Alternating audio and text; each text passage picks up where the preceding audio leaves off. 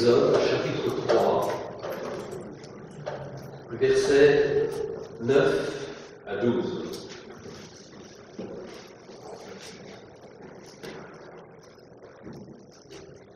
Voici, les cris d'Israël sont venus jusqu'à moi, et j'ai vu l'oppression que leur font souffrir les Égyptiens.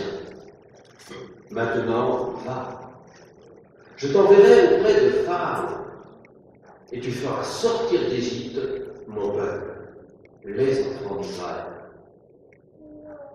Moïse dit à Dieu, qui suis-je pour aller vers Pharaon et pour faire sortir d'Égypte les enfants d'Israël? Dieu dit, je serai avec toi. Et ceci sera pour toi le signe que c'est moi qui t'envoie. Quand tu auras fait sortir d'Égypte le peuple, vous servirez Dieu sur cette montagne. Que le Seigneur bénisse sa parole dans notre vie.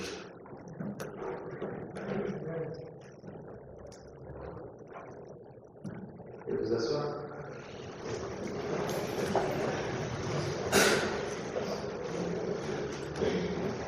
Dieu est bon. Et nous voulons lui rendre gloire. Parce que chaque jour qu'il fait, il nous donne aussi un signe, une sorte de traceur qu'il met dans notre vie pour dire qu'il ne nous abandonne pas. Et les 4 mots qui ont été prononcés tout à l'heure au cours de la lecture, je serai avec toi, correspondent à une promesse. Nous pouvons l'expérimenter chaque jour. Il suffit pour cela d'être attentif. Nous reviendrons certainement là-dessus tout à l'heure. Je voudrais aussi exprimer ma joie d'être ici ce matin. Ce n'est pas la première fois que je viens à Angers, mais je me suis rendu compte en entrant ce matin que quelque chose avait changé. Et là, m'est revenu à la mémoire la série de dossiers qu'on a dû examiner à la Fédération. Et cela, je sais que dans ces 4 dernières années, on a eu beaucoup de contacts avec Angers via le comité de fédération, et je crois que c'est une bonne chose de voir que les choses se sont concrétisées, et c'est pour cela que nous voulons rendre grâce au Seigneur. L'Église, lorsqu'elle s'engage, voit toujours des résultats, parce que sans engagement, sans détermination, il n'y a pas de résultat. Et c'est important pour nous d'en être conscients et de continuer aussi dans ce sens. Je voudrais m'associer à notre trésorier de fédération pour dire notre appréciation en tout cas de votre engagement sur le plan local. Et la fédération continue, cela va de soi aussi à soutenir les églises qu'elle est appelée à fédérer par rapport à la mission qui lui a été confiée. Nous voulons aussi associer le secrétaire général de la fédération à notre présence ce matin, le pasteur Bertrand Clavier, et je voudrais vous saluer au nom du comité de fédération, au nom de toute l'équipe fédérale, de ceux qui font vivre aussi les différents ministères qui leur ont été confiés par l'Assemblée en 2020. Nous allons nous revoir apparemment dans quelques mois, quelques semaines courtes, qui montrent que le temps s'accélère souvent. Et l'essentiel, c'est d'être ensemble dans cet engagement que le Seigneur nous a confié. Je voudrais vous transmettre aussi des salutations de 2 églises que j'ai rencontrées la semaine dernière, le groupe d'Amiens et aussi l'église de Creil, le groupe de Chauny qui a été réunis ensemble. J'ai passé une journée avec ces 3 groupes. Et comme ils savaient que j'allais vous rencontrer, ils m'ont dit de vous saluer. Voilà, ces choses faites, vous pouvez le dire si jamais vous voulez voyer, j'ai tenu pas. Avant d'ouvrir la parole de Dieu, je voudrais vous inviter à prier. Seigneur, nous voulons te dire merci pour ta parole que tu nous donnes. Merci parce que tu veux nous inspirer aussi à communiquer quelque chose de ta part. Nous voulons, en ce qui me concerne, et aussi bien là, nous recommander pleinement à ta grâce pour que le Saint-Esprit se saisisse de nous, afin que ta parole soit prêchée avec clarté et efficacité. Que l'Esprit nous convainque aussi d'accepter ta parole avec ce que tu as à nous dire, ce que tu en réserves pour nous ce matin. Et que toute gloire te revienne au nom de Jésus. Amen. Amen. Si vous avez votre Bible, je vous invite à l'ouvrir de nouveau dans Exode chapitre 3. Si vous n'avez pas de Bible, mettez-vous à côté de quelqu'un qui en a une. Si vous voyez que quelqu'un a une Bible qui la laisse fermer, vous pouvez la lui emprunter et la lui rendre seulement à la fin du service. Si vous avez un support électronique et vous permettent aussi d'accéder à une page biblique. Vous pouvez l'ouvrir, mais restez sur la page biblique s'il vous plaît, en tout cas pendant le temps de la prédication. Nous sommes ici dans un contexte précis, et le thème de ce matin c'est l'Église, sa nature et sa mission. Alors on pourrait se demander qu'est-ce que l'Ancien Testament a à voir avec l'Église, parce que c'est dans le Nouveau Testament qu'on parle de l'Église de manière explicite, concrète. Mais ici il est question de vocation, il est question d'appel. Et quand nous employons le terme Église, nous revenons à ce terme grec ecclésia, qui lui-même vient de deux termes, ekkaleo, appelé de ou à partir de. On pourrait même dire appelé hors de, appelé loin de. Mais en tout cas, l'idée fondamentale, l'idée même fondatrice, c'est que quelqu'un appelle. L'Église existe parce que Dieu l'a appelé. Plus tard, dans Matthieu, Jésus va dire, en parlant à Pierre, c'est vrai, tu es Pierre, mais sur cette pierre, je bâtirai mon Église. Et les portes du séjour des morts ne prévaudront pas contre elle. Ce que Jésus a voulu dire, c'est que lorsqu'il pose un fondement, ce fondement est parti pour l'éternité. Et quand nous nous réjouissons de l'existence de l'Église, nous devons, au préalable, nous poser la question, pourquoi l'Église existe-t-elle? Qu'est-ce qui a motivé Dieu de lancer l'Église, d'appeler un peuple à lui? Même si nous ne connaissons pas toutes les pensées de Dieu, et loin s'en faut, parce que Dieu est Dieu et nous sommes tellement limités, mais nous pouvons comprendre à travers ces déclarations quelques éléments. Je dis bien quelques éléments qui peuvent nous aider à construire un raisonnement par rapport à l'Église, par rapport à sa nature, par rapport à sa mission. Venons-en à ce chapitre 3 de l'Exode, où nous rencontrons un homme, Moïse. Alors, même les gens qui ne lisent pas la Bible connaissent Moïse.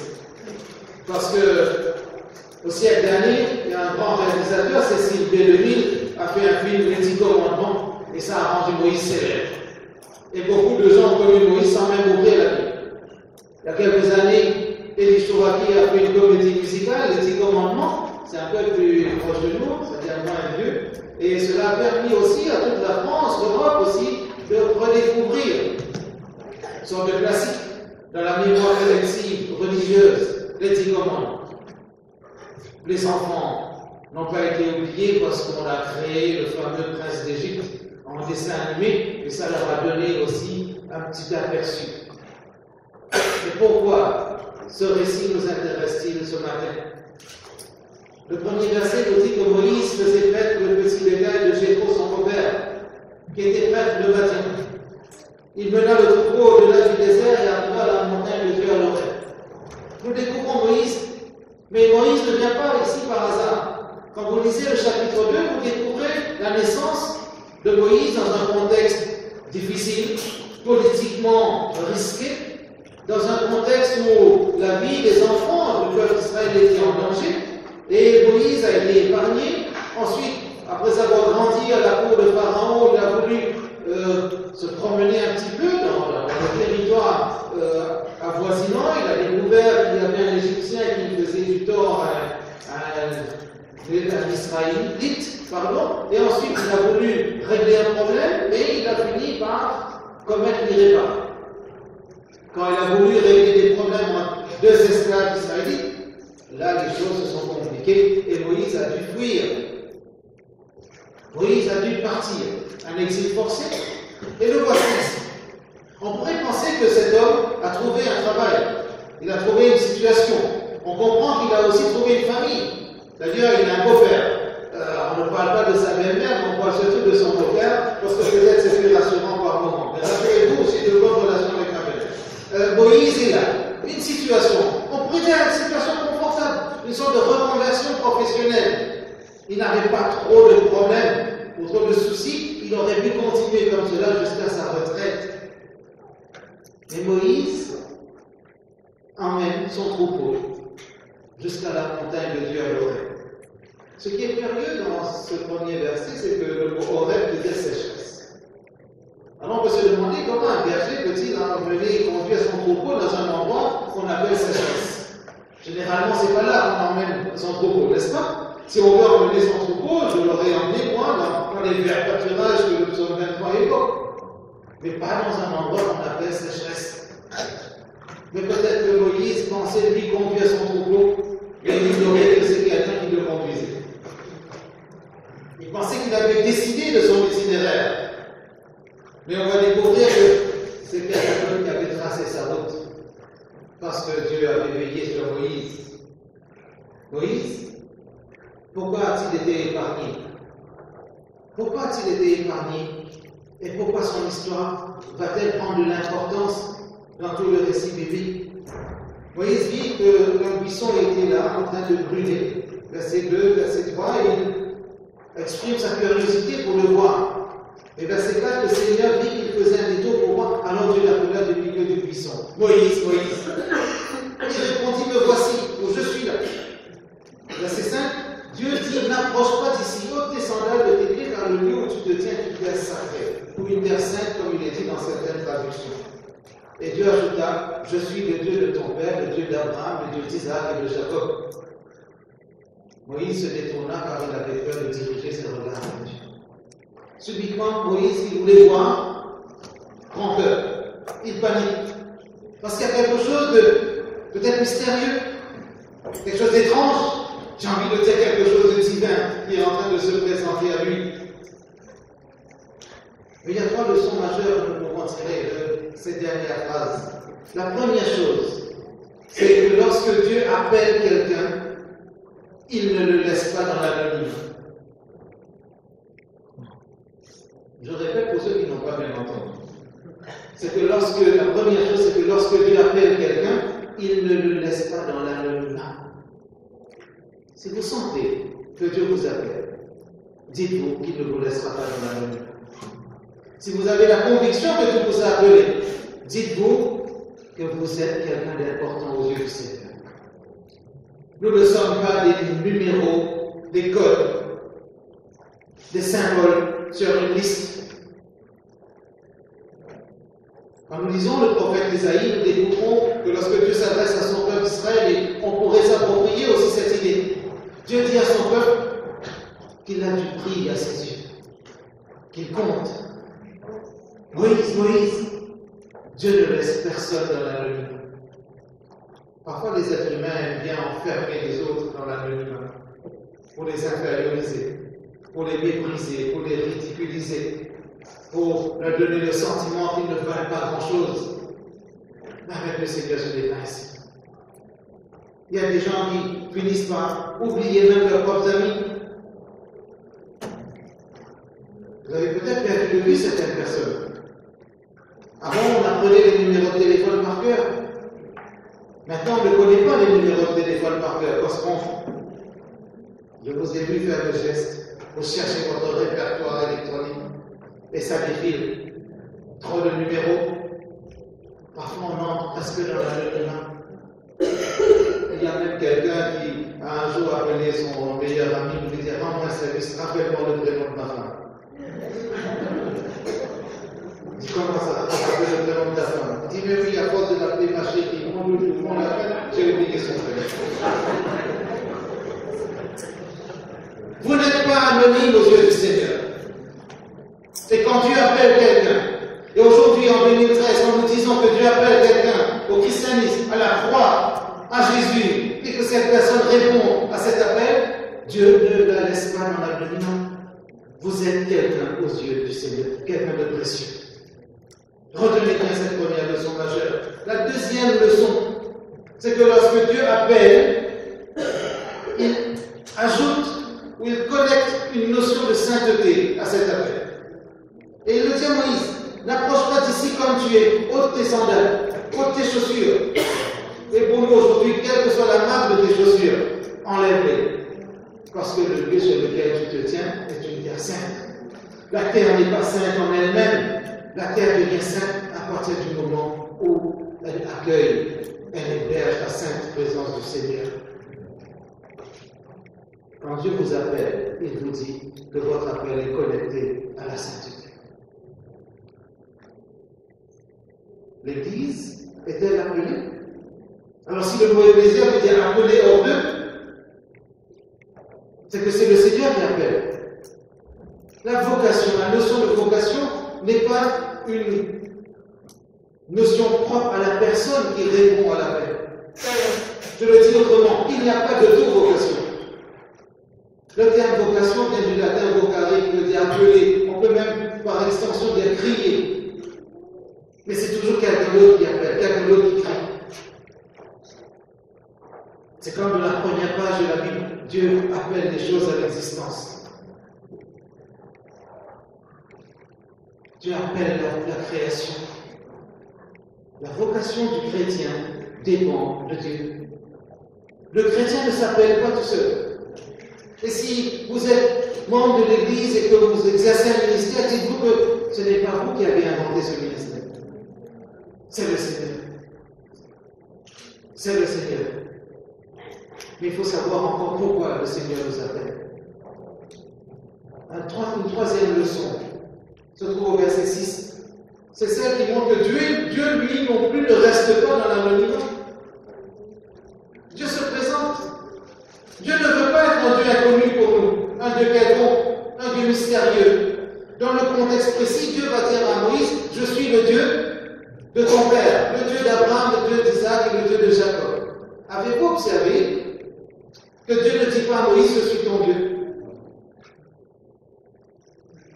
Dieu ne dit pas à Moïse, je suis ton Dieu, parce que Moïse n'a pas encore vraiment rencontré ce Dieu.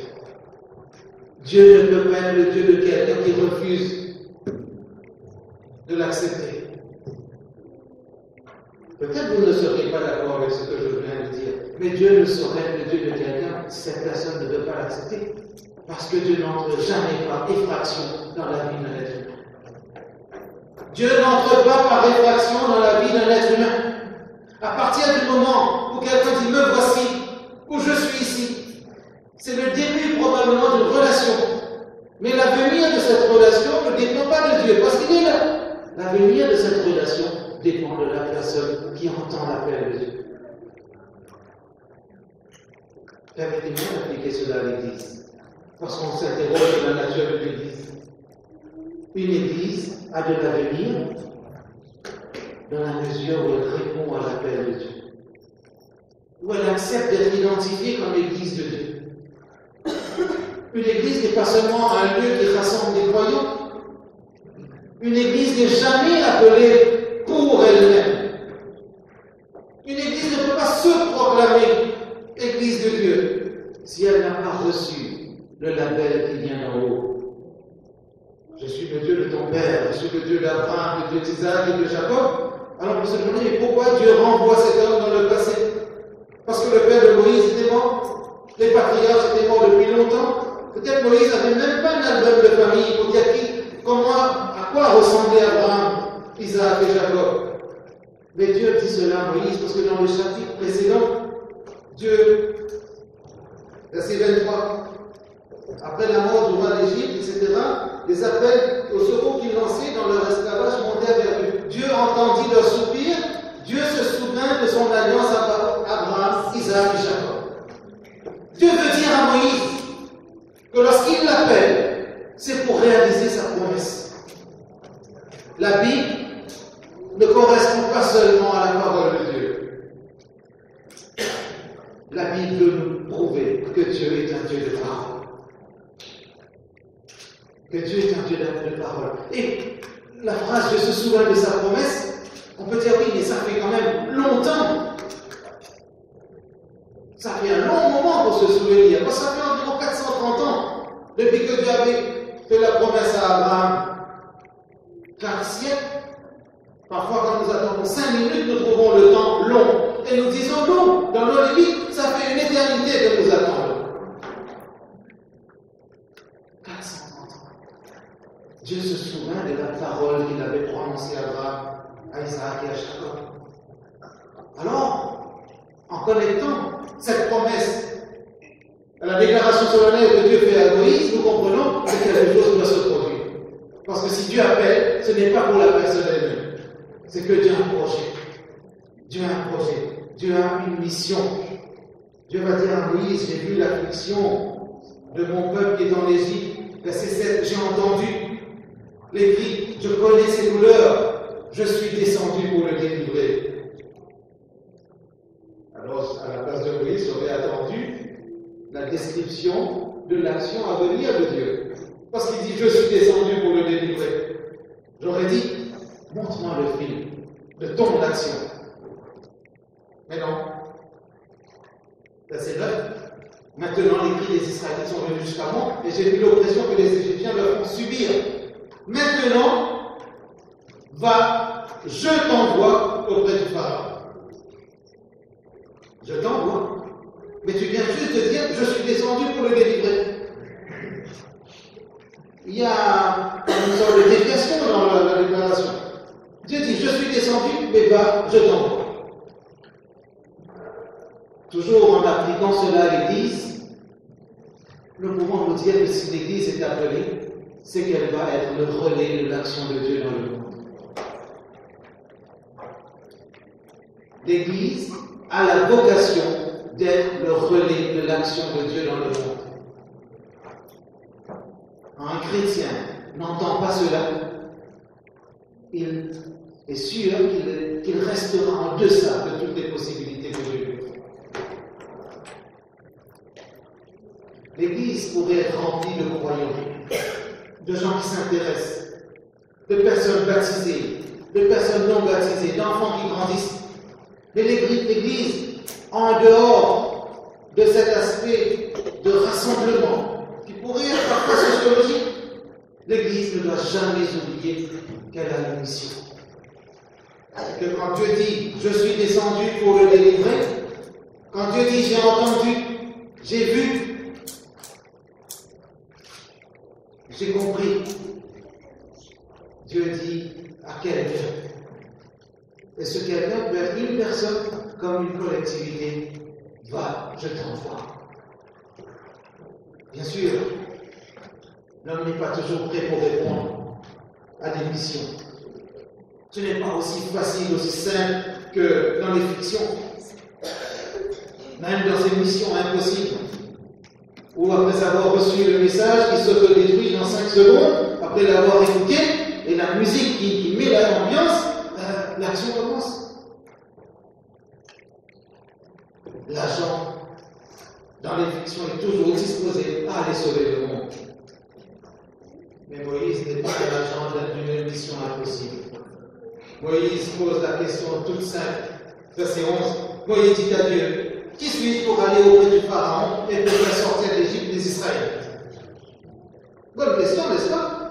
Parce que ce monsieur, il était tranquille dans sa reconversion professionnelle. Il était tranquille peut-être dans sa vie de famille. Et Dieu lui dit, va.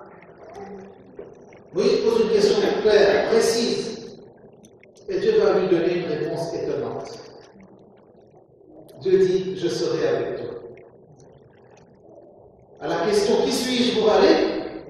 Dieu répond par une promesse. Dieu n'a pas fini d'étonner l'homme, n'est-ce pas? Dieu n'a pas fini de nous surprendre. Mais si j'étais à la place du Seigneur, avec tout le respect que j'ai pour lui, mais imaginez que le Seigneur m'autorisait pendant 30 secondes à répondre à Moïse. Vous savez ce que j'aurais dit à Moïse? Moïse, quand tu dis qui suis-je pour aller auprès du Pharaon, voilà ma réponse. Où est-ce que tu as grandi? En Égypte. Où est-ce que tu es allé à l'école primaire, Moïse? En Égypte. Où est-ce que tu es allé au collège, Moïse, au lycée? En Égypte, Seigneur. Où est-ce que tu as connu tes premiers flirts, Moïse? En Égypte. Où est-ce que tu as ouvert ton premier mur, Moïse? Ton premier Facebook? Bien sûr, les pyramides d'Égypte. Où est-ce que tu as commencé à découvrir comment fonctionnait le monde politique? En Égypte. Où est-ce que tu as observé les arcanes du pouvoir? En Égypte. Tu te souviens que tu voyais tous les jours le visage du Pharaon? Oui. Tu te souviens que tu connais la langue du pays, que tu as maîtrisé la culture? Oui. Tu te souviens que tu es allé aux grandes écoles de ce pays? Tu as fait l'ENA en Égypte, l'ESSEC, l'ESSEC, et tu avais tous les diplômes requis pour gouverner, pour diriger. Et tu oses me demander qui suis-je pour aller en Égypte? bon, Dieu m'a donné que 30 secondes, et je lui dis mes 30 secondes. Je reviens au Seigneur. Qui suis-je pour aller en Égypte? Qui suis-je pour aller auprès du Pharaon? Dieu lui dit seulement, je serai avec toi. En d'autres mots, même si Moïse avait tendance de devenir amnésique de sa propre histoire, Dieu ne veut pas l'accabler par son passé. Mais Dieu lui parle d'avenir. Quand Dieu appelle les chrétiens, en 2013, avec des églises rénovées, confortables, Dieu leur dit, vous n'êtes pas appelés pour vous-même. Vous n'êtes pas appelés pour vous-même. C'est probablement une mauvaise nouvelle pour vous, mais c'est une bonne nouvelle pour quelqu'un. C'est une bonne nouvelle pour quelqu'un, parce que j'ai bien vu l'affliction. J'ai entendu, j'ai vu ceux qui souffrent dans cet environnement. Peut-être vous n'entendez pas le cri de certains autour de vous. Peut-être vous ne comprenez pas pourquoi il y a des gens qui dépriment autour de vous. Mais c'est vers eux que je vous envoie. Peut-être vous ne comprenez pas pourquoi vous avez tant d'années partagé le même bureau avec un collègue. Peut-être vous trouvez normal, ordinaire, banal, de rencontrer la même mamie tous les matins en allant acheter votre pain à la boulangerie. Au début, vous disiez bonjour madame. C'était presque des anonymes qui se disaient bonjour. Après 5 ans, vous avez appris qu'elle s'appelait Madame Dupont. Et aujourd'hui, vous lui faites même la bise et vous vous appelez par votre prénom. Vous pensez que c'est un hasard? Il n'y a pas de hasard avec le Seigneur. Vous pensez que c'est par hasard que l'église adventiste du 7e jour se trouve au 5 avenue Turpin et Christ à Angers? Il n'y a pas de hasard avec le Seigneur. Quand Dieu veut une église dans une ville, c'est que Dieu a quelque chose à faire par cette église. Dieu descend aujourd'hui encore pour délivrer des gens et l'église devient le relais de sa grâce. Et vous avez compris comment que l'église, c'est pas le bâtiment. L'église, c'est la communauté des croyants. Des hommes, des femmes, des jeunes gens, des jeunes filles, même ceux qui ne sont pas baptisés, mais qui commencent à s'intéresser à la parole de Dieu. Vous connaissez quelqu'un dans votre entourage qui pourrait correspondre à ces Israélites enfermés dans l'esclavage d'Égypte, mais des gens qui sont enfermés dans des esclavages modernes, dans des addictions, dans des tourments, dans des troubles, des gens avec des chaînes invisibles, qui ont besoin d'en sortir. Qui va leur annoncer la bonne nouvelle du salut en Jésus-Christ? Qui va leur dire qu'il n'y a aucune condamnation pour ceux qui sont en Jésus? Qui va leur dire que Dieu a tant aimé le monde qu'il donne la possibilité de ne pas finir dans le néant? Si ce n'est ceux qui ont acquis la connaissance et ce potentiel de service. Qui suis-je pour aller vers Pharaon? Moïse a de la peine à répondre. Il n'ose pas. Dieu lui dit encore plus bas, je serai avec toi. Si on te demande mon nom, dis je serai qui je serai, ou je serai ce que je serai, ou si on veut le traduire un peu plus familièrement, tu verras qui je suis. Dieu lance dans l'avenir. Dieu n'enferme pas Moïse dans son passé. Dieu ne lui rappelle pas l'Égypte. Il dit, va vers Pharaon, va délivrer mon peuple. C'est l'objectif. C'est pour cette seule raison que je t'appelle.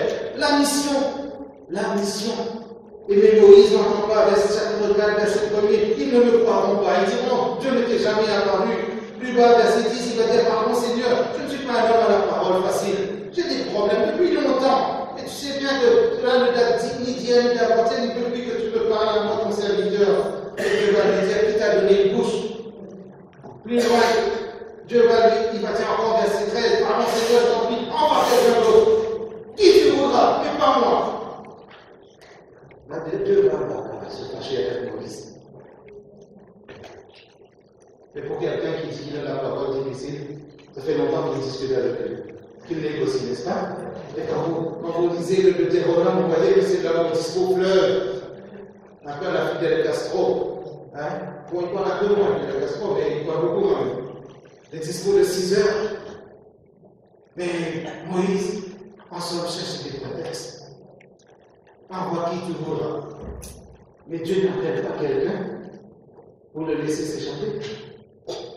Quand Dieu appelle quelqu'un, c'est qu'il a déjà mis un potentiel de service, de témoignage dans cette personne. Comme, permettez-moi, le parallèle est très limité, comme c'est le logiciel préinstallé qui ne demande qu'à être initialisé et puis ça devient opérationnel.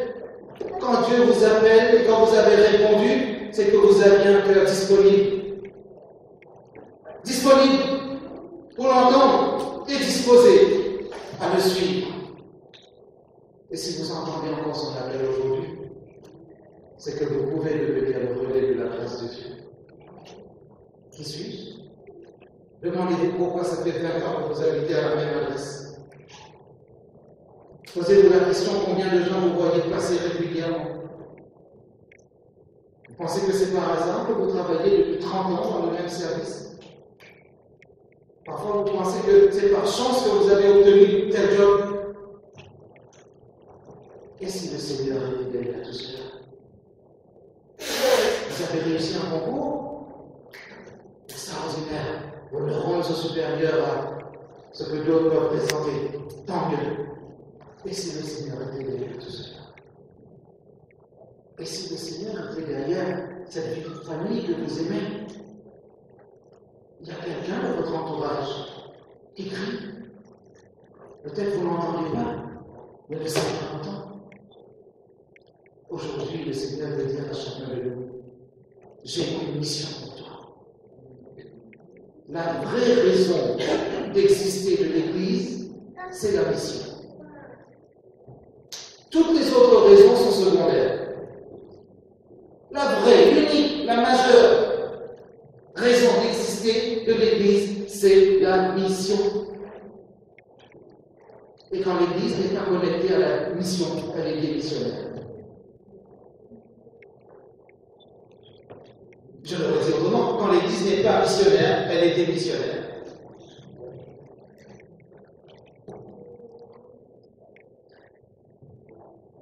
Relancer tous les aspects matériels d'une Église, c'est quelque chose de beau. C'est le cas de Dieu. C'est propre, c'est conforme. Qu'allons-nous faire de cela? Cet après-midi, un programme va être lancé, c'est très bien. Il y a déjà des traceurs dans cette chapelle pour dire qu'il y a une volonté, une perspective. Dieu veut lancer son Église dans ce monde parce que Dieu a quelque chose à dire au monde par l'Église. Dieu dit à Moïse que le signe que c'est moi qui t'appelle, verset 12. C'est moi qui t'envoie aussi. Quand tu auras fait sortir d'Égypte le peuple, vous servirez Dieu sur cette montagne. Il y a d'autres versions qui, au lieu du verbe servir, emploient le verbe adorer. Parce que l'adoration, la liturgie dans l'Ancien Testament va de pair avec le verbe servir. C'est un service. Comme un acte de service qu'on offre quand on adore le Seigneur. Quand vous lisez le chapitre 19, 20, vous découvrez effectivement que le peuple est réuni dans une convocation solennelle lorsqu'il va recevoir justement les 10 commandements. Et que Dieu va rassembler son peuple. Comme le berger de l'histoire pour les enfants tout à l'heure a toujours cette obsession, rassembler son peuple. Parce qu'il ne veut laisser se perdre aucune de ses brebis. Et Dieu ne veut voir personne se perdre. Si l'homme veut se perdre, il se perdra tout seul. Avec son Dieu. Mais Dieu a comme objectif de faire sortir les hommes de tous les esclavages. Peut-être vous-même vous avez besoin de guérir une situation. Je peux terminer par cet appel solennel.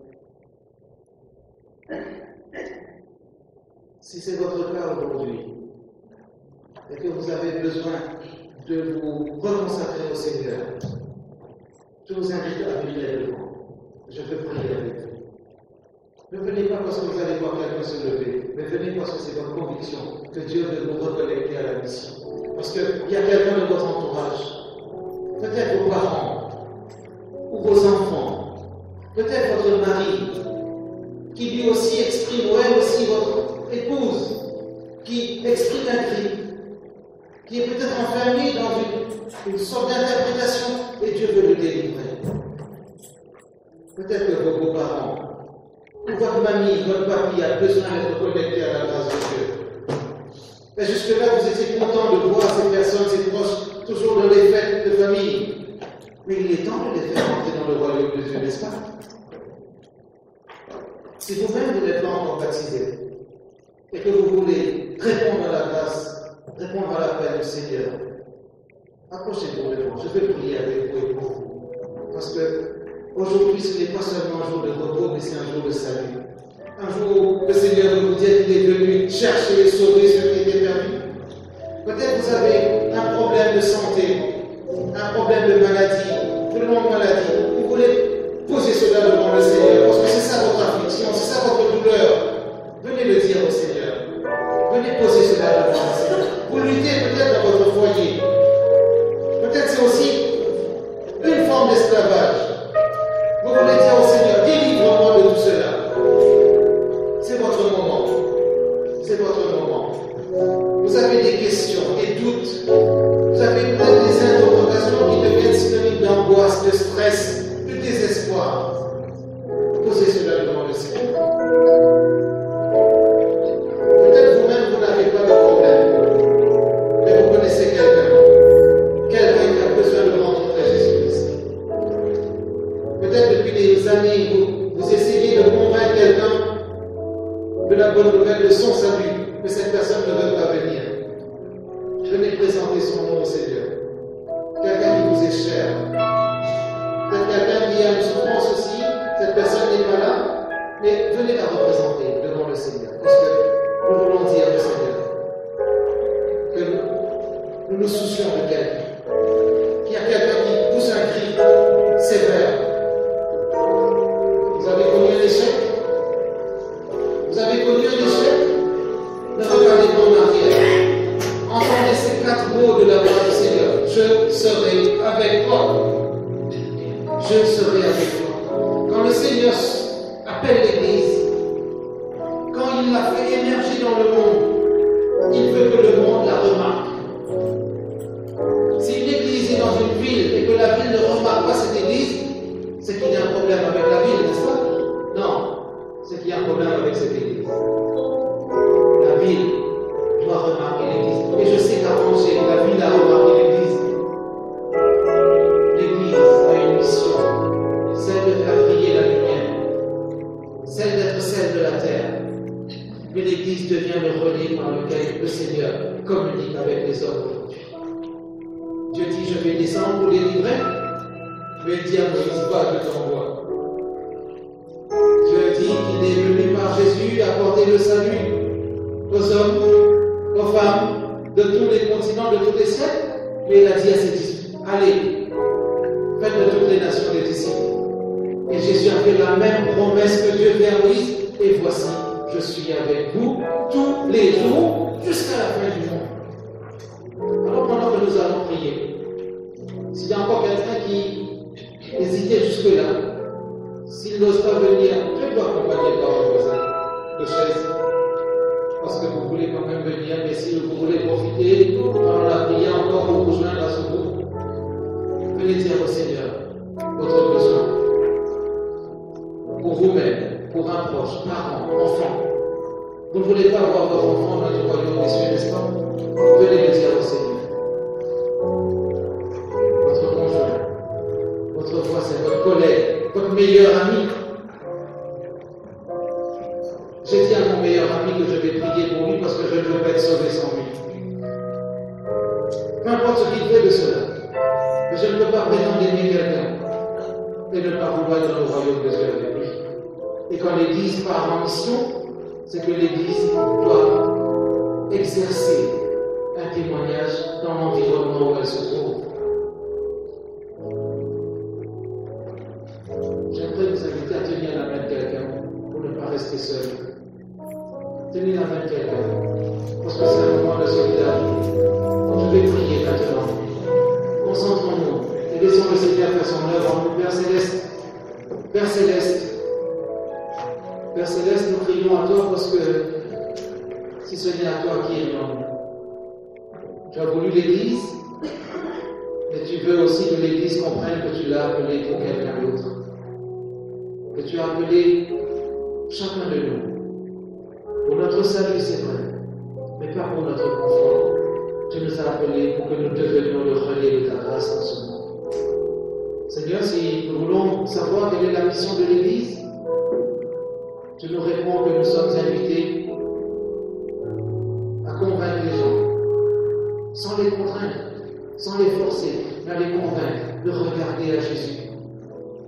De regarder à Jésus, ne serait-ce qu'une seule fois dans leur vie, pour entendre la bonne nouvelle de leur salut. Seigneur, reconnecte-nous à la mission. Redonne-nous cet enthousiasme missionnaire pour briller de la lumière de l'Évangile dans le monde. Et je veux te prier pour cette communauté d'Angers, afin qu'elle continue à faire briller sa lumière dans cette ville, pour que le monde sache que Jésus est réellement venu ici-bas, pour arracher l'homme de la condamnation éternelle et pour le faire rentrer dans ton royaume. Tu connais aussi la détresse de certains, tu entends leurs cris, tu vois leur souffrance, tu connais leurs afflictions. Et Seigneur, tu sais ce qui est important, ce qui est nécessaire, et surtout ce qui est urgent à faire dans leur vie. Nous te remercions d'avance pour les réponses que tu apporteras. Nous te remercions, Seigneur, de nous ouvrir les yeux chez les personnes auprès desquelles tu veux que nous exercions un ministère réel, concret, permanent, parce que tu connais leur cœur et tu sais qu'elles sont disposées à t'entendre et tu veux te faire entendre par le biais de tes enfants. Merci aussi de parler à ses conjoints, à ses enfants ou à ses parents, des membres de ton Église ici.